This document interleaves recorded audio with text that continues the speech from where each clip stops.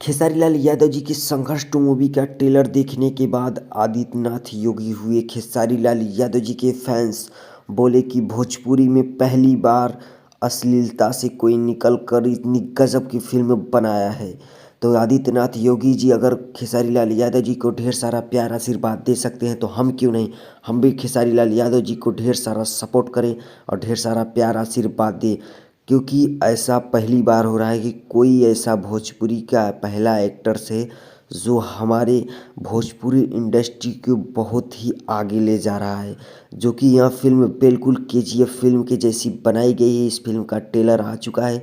इस फिल्म का आप ट्रेलर नहीं देखे हैं तो यूट्यूब पर जाकर इस फिल्म का ट्रेलर देखिए। ढेर सारा प्यार आशीर्वाद दीजिए खेसारी लाल यादव जी को। और खेसारी लाल यादव जी के फैंस हैं तो कमेंट बॉक्स से कमेंट करिए और चैनल को सब्सक्राइब कर लीजिए। बेल आइकन को प्रेस कर दीजिए ताकि मैं जो भी नया वीडियो अपलोड करूँ उसका नोटिफिकेशन सबसे पहले आप तक पहुँचे। जय भोजपुरी।